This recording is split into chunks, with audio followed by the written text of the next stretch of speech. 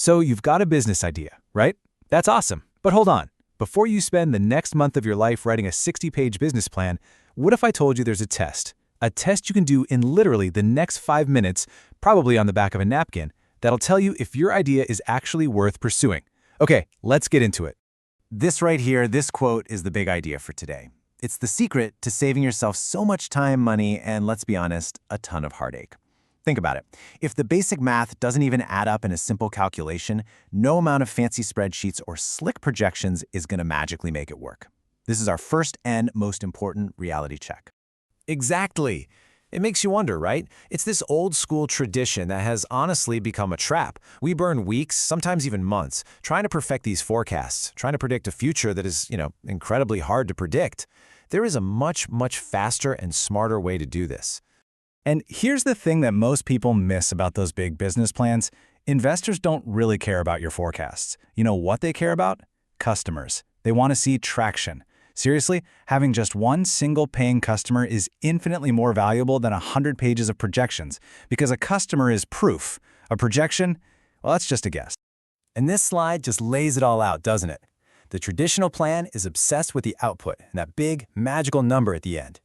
But the back-of-the-envelope test, it flips that completely. It focuses on the inputs, the stuff you can actually control and test, like your price. Instead of weeks of work, it takes minutes. It's not about being perfect. It's about being accurate enough to make a smart decision right now. So where did this crazy, powerful idea even come from? Well, you might be surprised. It didn't come from some business school guru.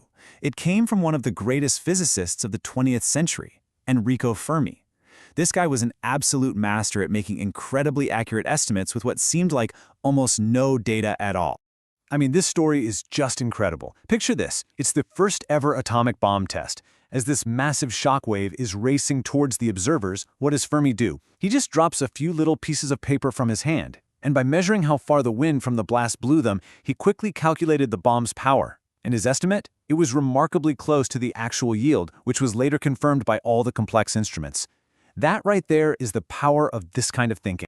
And that's what we call a Fermi estimation. Look, it's not about finding the perfect answer down to the last decimal point. Nope. It's about breaking a huge, scary, unknown problem into smaller, more manageable questions that you can make reasonable, justified guesses about.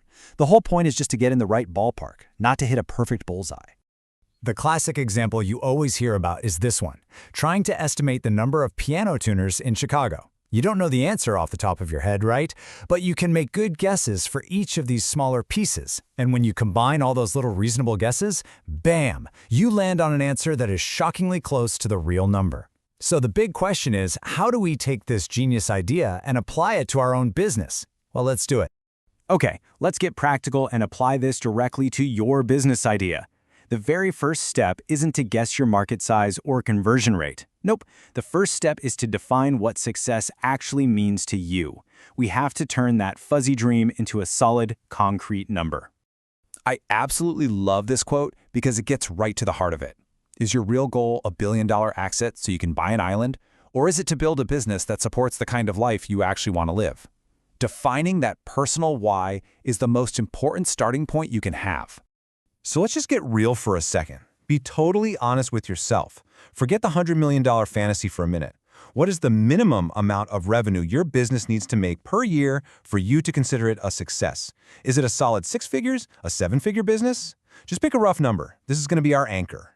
All right, now for the really fun part. We're going to take that big, kind of abstract revenue goal and we're going to translate it into something real and tangible.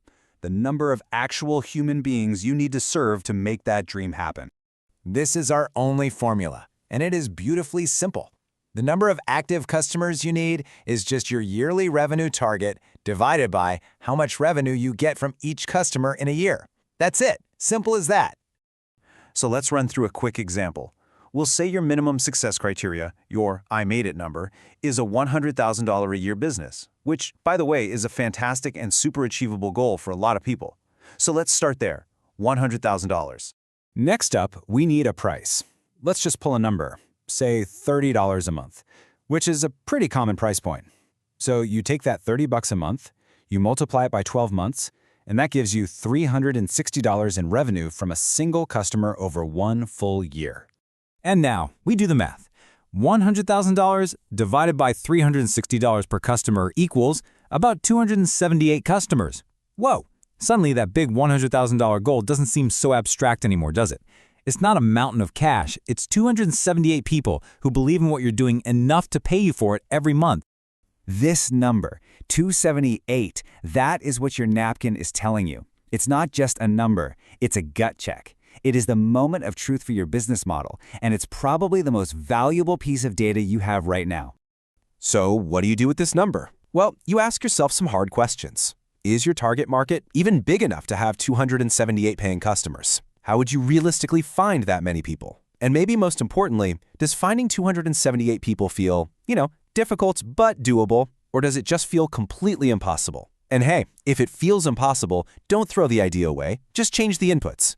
What if you charge $50 a month instead of $30? Well, the math changes, and suddenly you only need 167 customers. See? That is the power of this test. So here's the bottom line. If your business model works on a napkin, it has a real fighting chance in the real world. This simple test gives you the confidence to move forward, but it also gives you your very next mission. Your model works on paper? Great. The next and most important question is, can you get out there and find just 10 people who will prove it?